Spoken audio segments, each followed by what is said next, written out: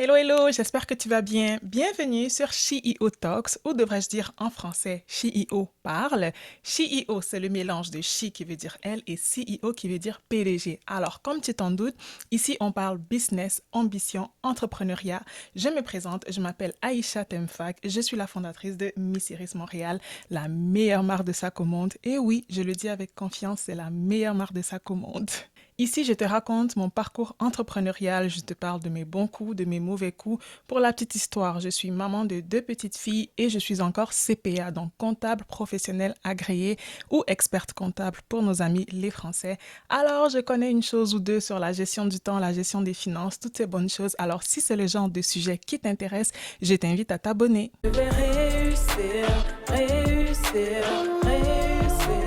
Même si des fois je me prends la tête.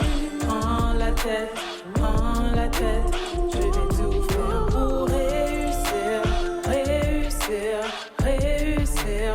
Même si des fois ça me prend la tête, prends la tête, prends la tête, je vais tout faire. Dans les épisodes précédents, on a parlé de pas mal de choses. On a parlé de ma réalité en tant qu'entrepreneur noir au Québec. On a parlé de mes bons coups, de mes mauvais coups, de tous les sacrifices que j'ai dû faire. On a parlé de mon passage à l'émission Dans l'œil du dragon. On a parlé de comment j'ai lancé mon entreprise de A à Z. Bref, tout ça c'est bien beau, mais comme on dit en affaires, cash is king. Alors aujourd'hui, on parle de cash, on parle de gestion financière, comment en tant qu'entrepreneur je gère les finances de mon entreprise. Mais avant d'aller plus loin, pour que tu saches un petit peu de quoi il s'agit pour dresser la table, j'aimerais te présenter c'est quoi Miss Iris Montréal. Alors, Miss Iris, c'est ma marque de sacs à main et de sacs à dos maintenant en cuir vegan que j'ai lancé en fin 2022. C'est quoi la particularité de Miss Iris dans l'océan de marques de sacs qui existent? C'est que quand j'ai décidé de lancer j'étais enceinte de ma deuxième fille, j'avais du temps, donc j'ai fait des recherches. Je cherchais une marque qui aurait 4 critères. Un côté fancy, style maison de haute couture. Côté pratique pour la vie de tous les jours, parce que maman professionnelle, ça me prend un certain niveau de praticité dans mes sacs. La qualité. Et puis le côté abordable, parce que j'allais pas dépenser des milliers de dollars sur un sac fancy qui n'a même pas de poche d'ordinateur, par exemple. Alors, quand je regardais ces 4 critères-là, je ne trouvais pas de marque qui réunissait les 4 critères de la manière qui me convenait. C'est donc là que j'ai décidé de créer Miss Iris pour avoir des sacs, encore une fois, fancy, pratiques, durables et abordables. Alors, j'ai lancé ça en 2022 vraiment avec la mission de permettre aux femmes de se sentir spéciales chaque jour grâce à ce sac qui allait rehausser le look, peu importe ce qu'elles allaient porter, peu importe à quel point leur journée allait être occupée. Et Miss Iris a aussi une mission sociale très forte, celle de combattre le mariage forcé des fillettes. Alors, je vous invite à aller sur mon site internet missirismtl.com pour en apprendre plus sur cette initiative. Miss Iris, c'est vraiment un projet de cœur que je fais en parallèle de ma vie de maman et de comptable à temps plein pour une autre compagnie. Alors, ça vient avec son lot de défis que j'ai vraiment hâte de partager avec toi. Alors, encore une fois, si c'est le genre de contenu qui t'intéresse, je t'invite à t'abonner tout de suite.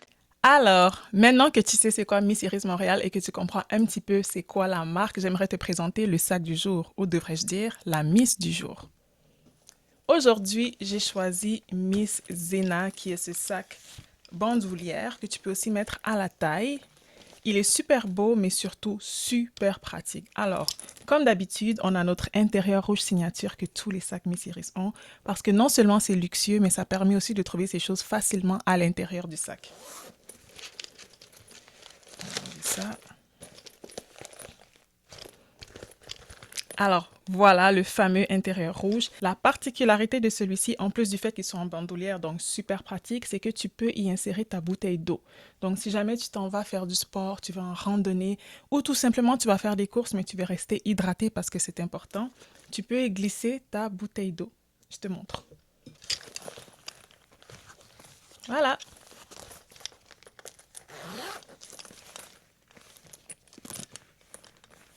Il reste encore pas mal de place pour mettre ton cellulaire, ton portefeuille, lip gloss, les clés, tout ce que tu veux dans ce super sac et tu seras main libre toute la journée. Alors, Miss Zena ainsi que tous les autres sacs de la collection de Miss Iris sont disponibles sur missirismtl.com. Bon, on a perdu le collier. On va continuer sans. Alors, le Le cash sera toujours un sujet chaud, sera toujours un sujet d'actualité. Juste pour vous parler un petit peu de ma réalité, de ma gestion financière avant même Miss Iris, donc plus du côté personnel. Comme je vous disais en début de vidéo, moi je suis comptable. On s'attendrait à ce qu'en tant que comptable, je sois une masse de la gestion financière, alors que c'est vraiment plus tard, récemment, ben, je dirais pas récemment, mais c'est plus tard dans ma vingtaine que j'ai vraiment commencé à m'intéresser comme il faut aux finances personnelles et que j'ai commencé vraiment à avoir un plan financier pour le futur, budget, toutes ces bonnes choses. Donc, c'est vraiment venu plus tard. C'est pas naturel à cause de ma carrière que je suis une bonne gestionnaire financière. Là, je dirais que je le suis vraiment, vraiment beaucoup plus que je l'étais dans ma jeunesse. Mais c'est venu avec beaucoup ben, j'ai dû étudier. J'ai lu des livres, j'ai regardé pas mal de, je sais pas, documentaires, j'ai écouté un petit peu ce qui se faisait et tout. Et là, j'ai commencé tranquillement à faire mon plan. Et donc voilà, la chose la plus importante que j'ai appris dans mon parcours financier personnel, avec mes finances personnelles, c'est vraiment qu'il faut se payer soi-même avant de payer les autres. Donc quand tu reçois ta paye, on a tendance à économiser ce qui reste après avoir dépensé.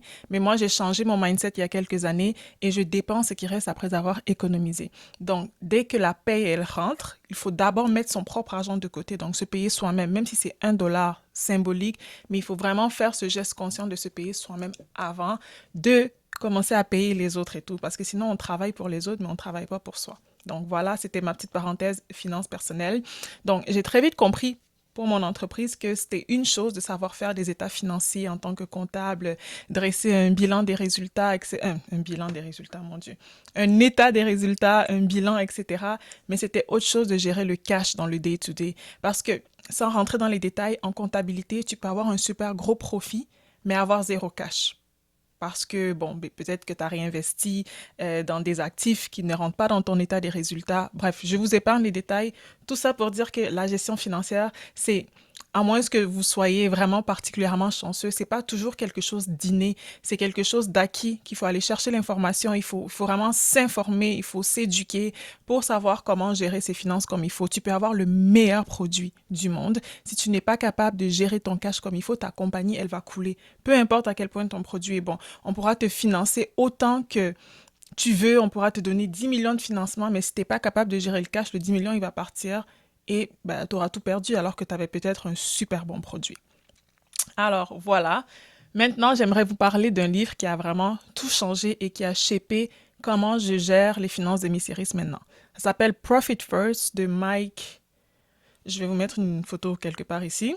Alors, c'est vraiment le même concept que le concept de finances personnelles dont je viens de vous parler, dans le sens où on se paye avant de payer les autres. Alors, il dit dans ce livre que c'est pas tes ventes moins tes dépenses qui égale ton profit. C'est tes ventes moins ton profit qui égale tes dépenses. Tes ventes moins ton profit égale tes dépenses. Donc, en gros, il dit que tu dépenses ce qui reste après avoir retiré le profit de ton entreprise. Et pour être capable de faire ça, tu as besoin de savoir en tout temps combien d'argent est disponible pour chaque catégorie. Donc, en gros, il propose de créer plusieurs comptes pour différentes choses. Donc, ton compte de profit, ton compte de dépenses, ton compte de salaire. Donc, différents comptes de telle manière que quand tu te connectes dans ton compte en banque, au lieu d'avoir un seul compte qui a un gros montant et de penser que tu as plus d'argent que ce qu'il faut, tu as différents comptes et chaque fois, il propose, je pense, de le faire 2 fois par mois, de séparer l'argent du compte principal dans les différents comptes secondaires. Alors, comment moi j'ai appliqué ce concept à Miss Iris? Premièrement, quand j'ai lu ce livre, je me suis dit, mais c'est tellement logique, je le fais déjà pour mes finances personnelles, pourquoi je ne le fais pas pour ma compagnie? Dans ma tête, c'est, oh, on sera profitable. Non, on ne sera pas profitable à un moment donné. Tu peux être profitable à partir du jour 1 si tu décides. Ça peut être juste mettre 1 dollar de côté. Ce 1 dollar, c'est ton profit. Et puis, c'est bon pour ton moral de te dire que tu génères quelque chose. C'est peut-être pas les millions de dollars que tu vas générer tout de suite, mais au moins tu sais que tu mets quelque chose de côté. Dans ce compte de profit, il y a quelque chose. Alors, comment j'ai appliqué ça pour le compte de, pour Miss Iris en fait? Au moment où je lisais ce livre, Miss Iris n'avait qu'un compte de banque. Où tout se passait dans ce compte en fait. Donc, les ventes rentraient, les dépenses sortaient. Il y a une carte de crédit évidemment, mais je parle vraiment du compte de débit.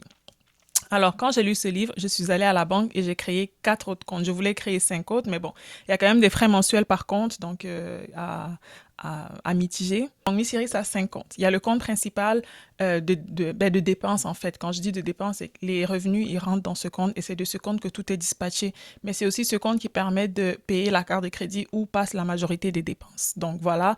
Ensuite, il y a un compte de profit, évidemment, comme je mentionnais. Donc, 2 fois par mois, il faut transférer de l'argent du compte principal au compte de profit. Et là, tu transfères un pourcentage spécifique que tu as déterminé et c'est toujours le même pourcentage que tu transfères. Donc, si tu as vendu moins, tu transfères moins. Si tu as vendu plus, tu transfères plus. Mais il faut que tu détermines ce pourcentage. Ça peut être 1%, ça peut être 2%, mais il faut vraiment que tu détermines ce pourcentage et tu sois discipliné dans tes transferts de compte. Donc, on a le compte principal, donc compte de dépenses, on a le compte de profit. Après ça, j'ai un compte de paye, en fait, pour me payer éventuellement. J'avoue que je ne me paye pas encore. Il y a un petit peu d'argent dans ce compte, mais j'ai pas encore osé me payer, je sais pas. Mais je pourrais. Peut-être parce que je travaille encore, j'ai encore mon travail. Ensuite, il y a un compte pour les taxes, les impôts. Donc, tout ce que je dois au gouvernement, tranquillement. J'ai pas envie de me faire attraper au moment de payer la TPS, TVQ et puis j'ai rien dans les comptes parce que j'ai tout utilisé. Donc, il y a ce compte pour les dépenses, les impôts et les taxes, tout l'argent que je dois au gouvernement. Et il y a un dernier compte qui est pour l'inventaire parce que l'inventaire, c'est une grosse sortie. C'est ma plus grosse sortie d'argent pour ma compagnie. En fait, c'est pour acheter de l'inventaire. Donc, voilà, compte de dépenses, compte de profit, compte de salaire, compte de gouvernement et puis compte d'inventaire. Donc, moi, c'est comme ça que j'ai appliqué cette règle. Est-ce que plus tard, j'aurai besoin de plus de comptes? C'est possible. Mais pour l'instant, c'est ça qui avait du sens pour moi, surtout qu'encore une fois, chaque compte a des frais mensuels, donc il faut tenir ça en compte aussi. On ne va pas créer 10 comptes non plus si on n'en a pas besoin. Pourquoi moi je pense que cette méthode fonctionne? Parce que, déjà, c'est bon pour le moral de te dire qu'il y a un compte de profit, même si tu as 500 $ dedans, tu as 1000 $ dedans, tu te dis c'est de l'argent que j'ai généré avec ma compagnie. Peu importe à qui je dois, peu importe les dettes, peu importe, bref, c'est de l'argent que ma compagnie a généré. Donc, ça fait du bien de te connecter et de voir cet argent-là. Et il recommande de prendre cet argent-là une fois par année et de s'acheter quelque chose de vraiment nice, quelque chose qu'on veut, quelque chose qui va nous faire plaisir. Donc, vraiment, en fait, sa logique, c'est que la compagnie est à notre service et non l'inverse, en fait. Donc, ta compagnie est à ton service, t'es pas au service de ta compagnie. Donc, c'est vraiment un mindset shift à faire. Moi, j'ai pas encore vidé mon compte de profit, j'ai pas encore acheté quelque chose qui me plaît parce que ça fait juste quelques mois que j'ai implémenté cette méthode. Mais on verra peut-être à Noël, je me ferai plaisir, qui sait. Ensuite, pourquoi je pense que cette méthode fonctionne, c'est que quand tu te connectes sur ton compte de banque, tu vois tout de suite dans chaque compte qu'est-ce qu'il y a. Donc, ça te permet de savoir est-ce que tu peux te permettre de dépenser quelque chose, une dépense additionnelle. Est-ce que côté cash flow, tu te situes où tu pensais que tu allais te situer à la fin du mois? Est-ce que tu as généré autant de cash que tu pensais quand tu regardes tes états financiers? Donc, ça permet vraiment en un clin d'œil de savoir où tu te situes, qu'est-ce que tu peux dépenser, qu'est-ce que tu peux te permettre de payer au gouvernement et tout ce genre de choses. Une des grosses erreurs financières, justement, que je pense qu'on fait tous, et moi je le fais aussi en tant qu'entrepreneur, c'est vraiment d'être au service de la compagnie, comme je disais, tu deviens comme un esclave. Donc, tu quittes ton 9 à 5 où tu étais esclave pour devenir esclave de ta compagnie. Tu te fais pas plaisir avec ce que tu génères comme valeur dans ta compagnie. C'est une grosse erreur parce que ça fait qu'on soit démotivé au bout d'un certain temps parce qu'on se dit ça marche pas, ça m'apporte rien, ça prend de moi, mais ça ne me donne rien. Alors, c'est important, même si c'est 20 $, de se faire plaisir avec l'argent généré de sa compagnie parce que ça motive, tu te dis, OK, je suis capable de me payer ce lunch avec l'argent de ma compagnie. Peut-être que l'année prochaine, je serai capable de me payer un voyage avec l'argent de la compagnie. Donc, il faut garder quand même ce côté motivationnel. Et moi, je pense que cette méthode Profit First permet justement d'entretenir cette motivation. L'autre erreur qu'on fait souvent en tant qu'entrepreneur, c'est vraiment de mélanger les comptes personnels et les comptes professionnels. Donc, c'est vraiment très important d'avoir les choses séparées, d'avoir vraiment ton compte personnel, c'est ton compte personnel, ton compte professionnel, c'est ton compte professionnel, et vraiment de pas mélanger tout, de pas acheter des choses personnelles avec la carte de crédit, sauf si c'est des dépenses d'entreprise. Évidemment, des choses qui permettent de générer du revenu d'entreprise, mais c'est plus facile pour la comptabilité, c'est plus facile pour la clarté, et puis ta compagnie, c'est vraiment une entité à part. Ta compagnie. Après, oui, c'est sûr qu'il y a des compagnies personnelles, mais même pour les compagnies personnelles, moi, je pense que ça vaut la peine d'avoir des comptes séparés. Après, ça, c'est mon opinion. L'autre erreur qu'on fait souvent, c'est d'ignorer les chiffres. Donc, on ne prend pas le temps de regarder les chiffres.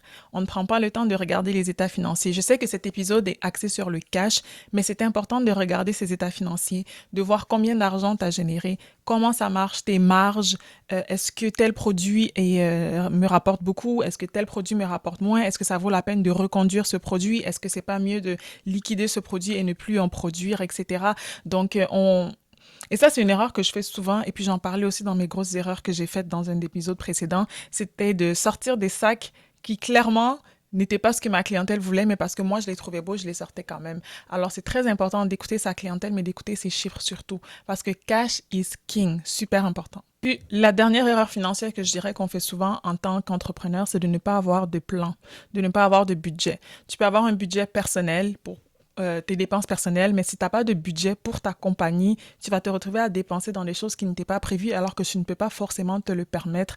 Donc, regarder les chiffres réels, c'est bon, mais regarder aussi ton budget, savoir, OK, avec où je suis rendu, combien je pense que je vais vendre dans le prochain mois et comment je peux me permettre de dépenser. C'est super, super, super important. Mais aussi, une fois que c'est planifié, il faut savoir il faut pouvoir changer le plan, il faut pouvoir s'adapter au réel. Donc, c'est vraiment important de planifier autant les ventes que le cash, comment le cash va être utilisé. Et je pense que la méthode Profit First permet vraiment de pouvoir planifier parce que si en un clin d'œil, tu es capable de savoir combien d'argent tu as dans les comptes, tu peux savoir combien tu peux te permettre de dépenser. Alors, si jamais tu n'as pas encore écouté cette méthode, je te conseille de lire le livre en premier et de voir comment cette méthode pourrait s'appliquer à ta compagnie, à toi.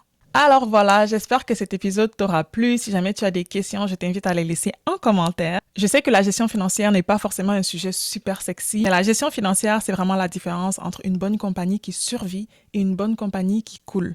Si les deux, à produits égaux, c'est-à-dire à toutes choses étant égales par ailleurs, à produits égaux, s'il y a deux compagnies, celle qui va survivre, c'est celle qui aura su gérer son cash comme il faut. Dans le prochain épisode, on y va un peu plus personnel. Je te raconte mon histoire de vie, où est-ce que je suis née, où est-ce que j'ai grandi, comment je suis rendue où je suis rendue aujourd'hui, comment ça s'est passé, c'est quoi les étapes, mon histoire d'immigration. Alors, si c'est un sujet qui t'intéresse, je t'invite à la semaine prochaine, à la même heure. D'ici là, prends soin de toi et rappelle-toi qu'on ne vit qu'une fois et que tu es le maître ou la maîtresse de ta destinée.